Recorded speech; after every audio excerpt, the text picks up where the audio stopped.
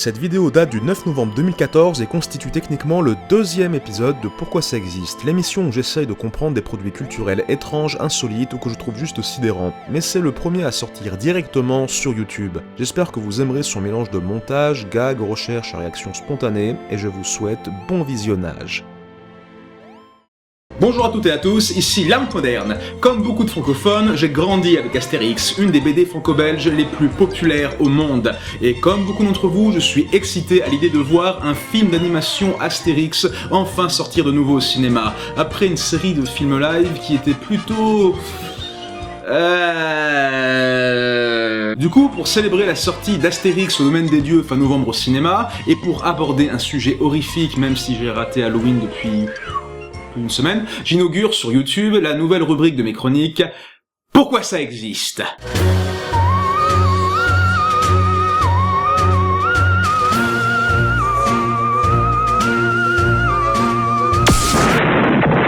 Pourquoi ça existe, c'est comme mon ancienne émission 4D au-delà du pixel, où je parlais de jeux vidéo insolites, étranges et bizarres. Mais cette fois, il n'y a pas que les jeux vidéo qui sont concernés. Même les séries, mangas et BD sont de la fête tant qu'ils restent uniques dans leur genre. Et la BD que nous allons aborder est non seulement unique, mais elle est surtout horrifique. Une abomination démoniaque créée par un esprit malade qui n'aurait jamais dû exister dans le monde des hommes. Je parle bien sûr du 33e tome, Astérix, le ciel lui tombe sur la tête! La pire BD Astérix de la saga. Pourquoi ça existe?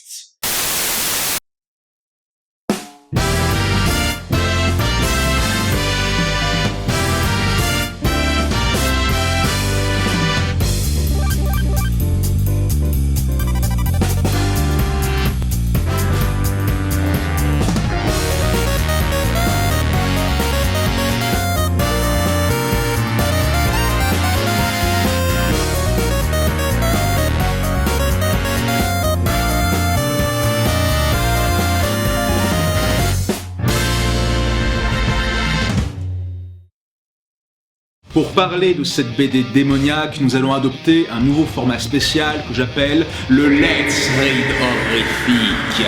Vous connaissez déjà les Let's Play horrifiques, vous savez, ces vidéos où des mecs surjouent la peur à donf en jouant à des jeux d'horreur, en criant comme des fillettes à chaque fois qu'ils voient un truc bizarre bouger dans le noir. Et bien là, c'est la même chose, sauf que vous remplacez les jeux d'horreur par des lectures horribles. Et croyez-moi, ce que vous allez voir va bien plus vous perturber que tous les Slender et tous les Amnésias du monde. C'est parti. Avec cette première page d'Astérix, on remarque quelque chose d'assez sympathique, c'est qu'on a une bonne ambiance angoissante qui s'installe, il y a un suspense qui se crée. Regardez, là on a une situation initiale on ne peut plus banale dans Astérix, à savoir Obélix, Astérix et Vifix qui chassent le sanglier dans la forêt, mais là les sangliers sont figés, ils sont durs comme du bois, comme le qualifie Obélix. Et ainsi, par la même occasion, on remarque que les oiseaux ne chantent plus, le silence s'est installé dans la forêt alors qu'à la base elle est pleine de vie. C'est vraiment une très bonne façon de démarrer un tome en mettant un espèce d'aspect angoissant, plein de suspense, un petit peu comme le début d'un roman fantastique. Moi je trouve ça vraiment très bien, surtout qu'en plus le mal étrange, cette paralysie générale a touché aussi le village d'Astérix. Il les a touchés par surprise parce que regardez, là on remarque que cet Automatix était au milieu de battre le fer, il était en train de faire son activité habituelle. Pareil pour Ordre Alphabetix, le poissonnier qui s'apprêtait à balancer son poisson comme d'habitude. Ensuite on a Astérix qui balance Bonne Mine comme une grosse crotte sur le sol parce que c'est tout ce qu'elle mérite, parce que Bonne Mine c'est une poufiasse et je n'ai jamais aimé. Et nous avons le chef à bras raccourcix qui tire une tronche que je qualifierais de... Mais le suspense continue quand on voit que Panoramix, lui, ne semble pas être touché par ce mal. Comment ça se fait? Eh ben ce serait grâce à la potion magique, c'est pour ça que du coup, Obélix, Astérix et Vifix n'ont pas été concernés aussi par la malédiction d'Urpifiante. Donc ça c'est plutôt pas mal. Le suspense continue toujours à s'amplifier quand on voit qu'une ombre maléfique s'approche proche du village, une ombre menaçante est en train de la recouvrir, s'approche insidieusement de nos héros et les recouvre totalement dans une obscurité qui les stupéfie, qui les oblige à regarder le ciel avec terreur. Ça, c'est vachement bien, ça. Du coup, on est impatient de voir ce qui se passera dans la page suivante. Est-ce que c'est, je sais pas moi, l'attaque d'un druide ennemi envoyé par César? Est-ce que c'est une coalition de tous les ennemis d'Astérix pour battre leur ennemi commun? Est-ce que c'est peut-être la malédiction de Toutatis en personne et de sa cohorte de dieux? Ou alors peut-être que c'est une grosse boule dorée de merde qui vient de l'espace? Ouais! Ah, c'est bien ça! Un bon suspense de 4-5 pages, totalement dans les chiottes. Bien joué. Je suis extrêmement malheureux.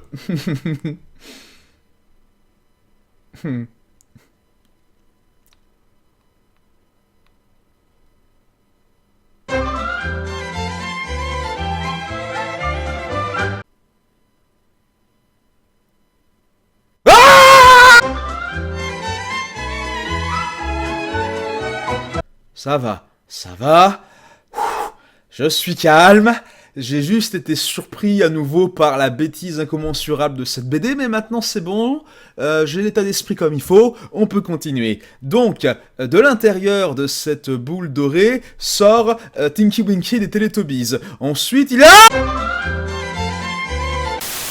Vous savez, je me considère comme un lecteur tolérant de Uderzo. Beaucoup de gens lui ont fait beaucoup de reproches en fait après la mort de Goscinny, lui qui était justement à la base co-créateur et scénariste de Astérix. C'est vrai qu'à son époque, Astérix était vraiment au top de sa forme avec ses scénarios avec deux niveaux de lecture, ses jeux de mots astucieux et ses références à l'histoire pleine d'érudition. Et depuis que Uderzo a repris le truc, au début ça allait, et c'est vrai qu'au fur et à mesure, il a commencé à faire un peu ce qu'il voulait, c'est-à-dire n'importe quoi. Et là on a atteint l'apothéose, donc je vais vous dire les choses très clairement. Donc j'acceptais les fakirs dans Astérix Scheherazade, j'arrivais à tolérer à peu près l'Atlantide dans la galère de Bélix, j'avais pas trop eu envie de tuer tout le monde dans Astérix et la Traviata quand un dauphin a sauvé in extremis Astérix de la noyade, mais là... c'est vraiment beaucoup trop de me demander, là, d'accepter des extraterrestres, c'est pas possible. Enfin bref, on va continuer quand même, hein. Donc, le Tinky Winky s'appelle... il a pas de nom encore, on sait pas, mais c'est un Tad Sylvien qui vient de l'étoile qui s'appelle Tad Sylvine. Je crois que c'est un jeu de mots quelque chose, mais je vous dirai plus tard ce que c'est. Donc, il était accompagné de son super clone qui ressemble à Superman, et... Donc si j'ai bien compris, c'est un mélange de Superman, de Green Lantern et de Arnold Schwarzenegger. Ok, dans n'importe quelle autre circonstance, j'aurais trouvé ce truc magnifique, mais dans le cadre d'Astérix, je suis du côté de Panoramix, là. J'ai la tête qui va exploser d'une minute à l'autre, et je fais un cauchemar. Ensuite, on a encore 5 pages qui ne servent à rien sur le fait qu'il y a Super Machin qui est parti chercher des sangliers, et à la place, non, il a ramené des Romains, ah là là là là, c'est très drôle, ça fait à peu près 4 cases de plus qui ne servent à rien. Lui-même, rajoutons 5. Ah oui, et il y a juste une case utile, on a appris que c'est la faute du Tad Sylvien que les Gaulois sont figés. Voilà. C'était le grand dilemme. Vous avez apprécié, j'espère, tout le suspense, toute l'ambiance apocalyptique. Ah, le ciel nous tombe sur la tête, il y a une malédiction. Bah non, c'était juste une mesure de sécurité pour faire atterrir le vaisseau de Tinky Winky. Voilà, c'est bon, l'histoire est finie. Vous l'avez dans le cul, bye! Bon, d'accord, il y a des tonnes de pages encore à se taper avant de finir la BD. Mais... par contre, ce qui est génial avec cette BD, c'est qu'on peut sauter plein de pages d'un coup. Parce que oui, Uderzo a la technique spéciale de faire plein de pages de remplissage de gags qui ne servent à rien dans l'histoire. Alors que la BD Astérix était super fort pour à la fois faire de l'humour tout en développant un univers, des personnages, une ambiance ou une intrigue, et bah Uderzo a tendance à ne pas arriver à faire les deux en même temps. Ce qui est super parce que du coup, t'es pas obligé de faire une grosse histoire, tu peux faire une petite histoire comme ça, et le remplir avec du gras au milieu, c'est génial. Donc ça, cette page ne sert à rien. cette page-là aussi ne sert à rien, croyez-moi sur confiance, et là nous avons une page qui sert moins à rien, parce que là on apprend qui sont les méchants, ce sont les Nagmas, ce sont les ennemis des Tatsylviens. Les Tatsylviens, ils te disent, attention, les Nagmas arrivent, ils veulent te prendre ta potion magique. Oui, en fait, ils disent arme secrète, mais comme vous êtes intelligent, ce qu'apparemment la BD ne croit pas, vous savez que c'est la potion magique. Voilà, donc cette BD vous prend pour des gros cons, donc voilà la BD, salope. Salope. Donc, qu'est-ce qu'il veut, le machin truc mauve, là? Il veut confisquer la potion magique, parce que lui, voilà, je suis un alien, je suis un parvenu, je suis le shérif de l'espace, comme Ixor, et je dis que tu es de la plèbe, et je décide à ta place. Voilà, c'est un peu le topo, en gros. Ensuite, nous avons cette page qui ne sert à rien. Ah super, ça va super vite comme ça. C'est ça la fusée des Nagmas? C'est ça la fusée des ennemis? Mais ça ressemble à une contrefaçon chinoise de Goldorak, ouais. Non, je crois que j'ai même vu des contrefaçons chinoises de Goldorak qui sont beaucoup plus classe que ça en fait. Ouais, je suis catégorique. Mais qu'est-ce qu'il y a à l'intérieur alors? Parce que si ce qu'il y a à l'intérieur c'est aussi moche que ce qu'il y a à l'extérieur, c'est... Oh bordel! Oh! Qu'est-ce que c'est que cette merde? Ouah! Je suis en train de rigoler pour cacher ma douleur intérieure. Oui, regardez ça, c'est le chevalier d'or de la blatte. Ah, Seigneur, je vais utiliser mon cosmos. Mais qu'est-ce que c'est de cette connerie? Mais c'est extrêmement laid. On dirait que ça a été fait pour, je sais pas moi, se foutre de la gueule des mangas ou j'en sais rien. Je pense savoir où est-ce qu'Uderzo veut en venir. Alors, si je résume bien, il s'appelle Toon, il est accompagné d'un Superman qui ressemble à Schwarzenegger, il vient de la planète Tatsylvine, dont le sage, qui est le chef, s'appelle Hubs, il mange des chiens chauds, et en plus, il est ennemi contre un peuple qui veut récupérer des armes de destruction massive, et dont il décide d'en interdire l'utilisation. Je crois qu'Uderzo essaye de faire la satire de quelque chose, mais quoi? Essayons une petite expérience, voulez-vous bien? Alors... Voyons voir... Hop... Hop... Et... Mais c'est bien sûr!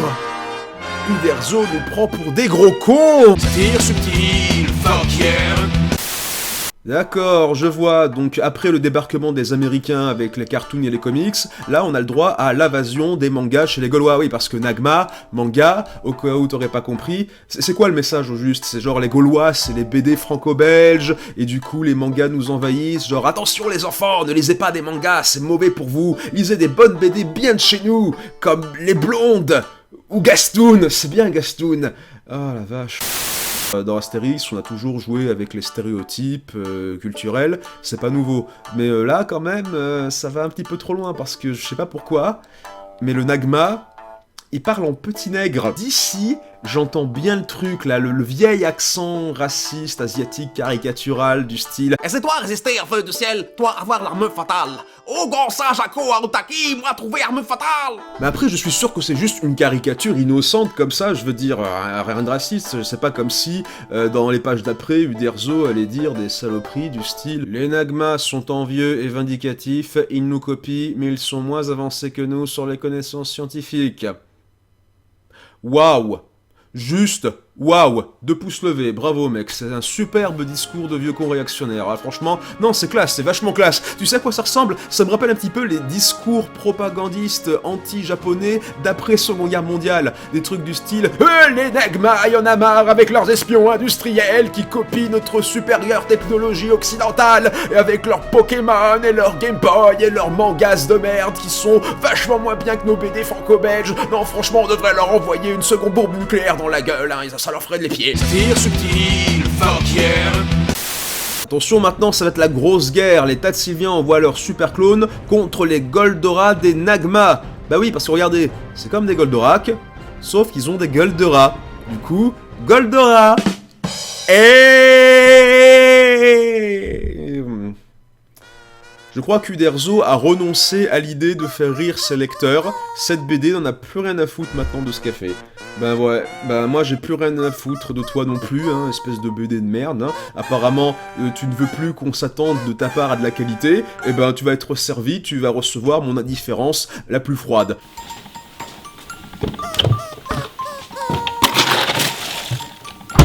Moi aussi je peux faire des jeux de mots merdiques, enfoiré là. Apparemment, je suis pas le seul à avoir perdu des neurones en lisant cette BD, parce que Panoramix, pour éloigner les envahisseurs extraterrestres, a décidé de leur donner la potion magique, comme ça il la prend, ils se cassent et ils font plus chier. Panoramix, t'es le mec qui a refusé de donner de la potion magique à des gens qui en avaient vraiment besoin, sans que ça soit sous ta supervision. Genre à chaque fois qu'il y a des Bretons, des Égyptiens ou des gens comme ça qui voulaient te prendre la potion magique, à chaque fois tu leur disais « Non, j'en veux pas !» ou alors « Je vous envoie Astérix et Obélix et je viens avec vous pour surveiller ce que vous faites avec. » Ce genre de choses généralement. Et toi « Non, bonjour, vous venez de l'espace, je vous verrai plus jamais, vous allez faire des guerres intergalactiques avec des robots géants, mais oui, prenez la potion magique, hein, je suis sûr que ça résoudra vos problèmes diplomatiques, hein, putain. Panoramix, pourquoi ?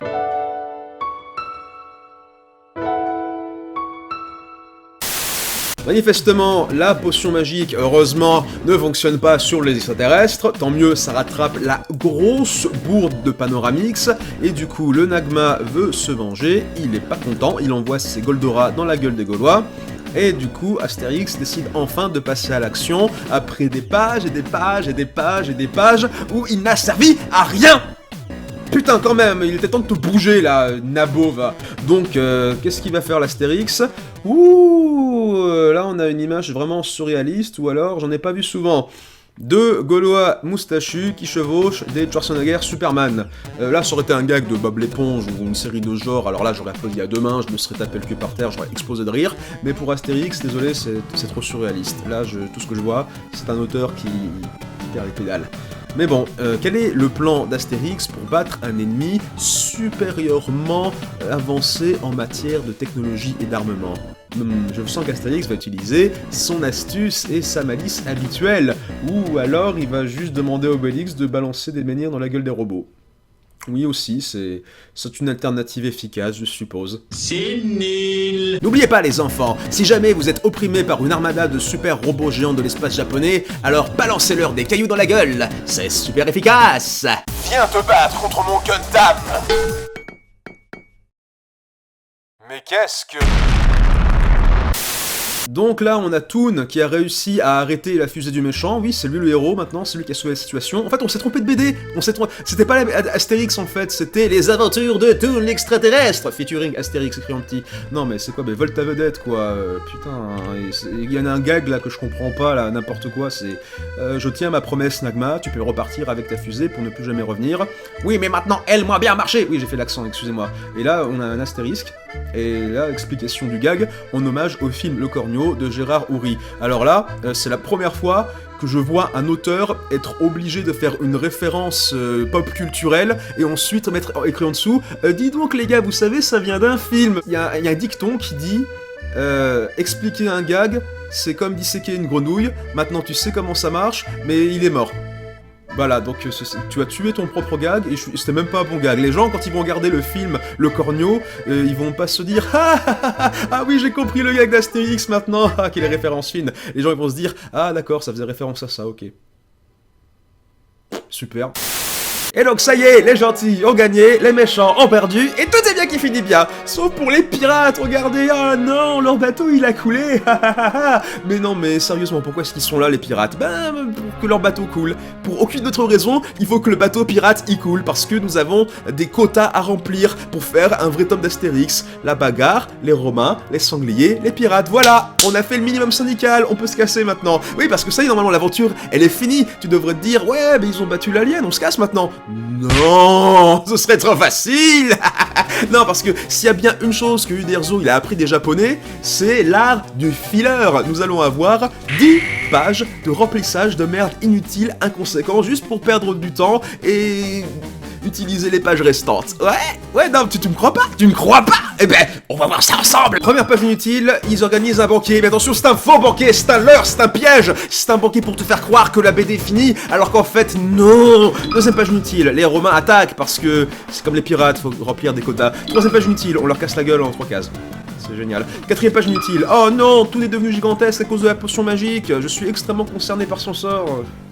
Ouais. Cinquième page inutile. Ah bah le Nagmal est devenu géant lui aussi, je suppose que je dois rire. Sixième page inutile, antidote. Septième page inutile. Oh non, l'antidote m'a rendu tout noir. Je ressemble beaucoup à un personnage de dessin animé extrêmement connu à travers le monde d'origine américaine, disposant de plusieurs parts d'attraction. J'espère que les gens ont compris la référence. Clin d'œil, clin d'œil. Ça me fait plaisir. Huitième page inutile. Je retourne sur ma planète et j'espère que j'ai mourrai au passage. Neuvième page inutile. Ah non, ma hutte il a brûlé. Et surtout, tout le monde a oublié cette aventure. Oui, Toon les a rendus amnésiques, ils ont oublié tout ce qui s'est passé, ce qui rend ce tome à la fois inutile dans toute l'histoire d'Astérix et inutile pour ces lecteurs qui ont perdu leur temps pour rien.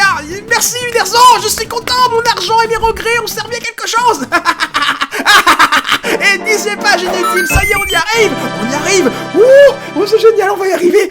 Ou alors, donc, qu'est-ce que dit Astérix à la fin? Dis donc, Panoramix, est-ce qu'il y a de la vie ailleurs que sur Terre? Je vais te répondre, Astérix, non, il n'y a pas de vie ailleurs que sur Terre. Nous sommes seuls dans cet univers froid, désolé et cruel. L'amour est un mensonge et toutes les bonnes choses de la vie finiront par dépérir de la pire façon qui soit. Donc, mon avis sur ce 33e tome d'Astérix, eh bien...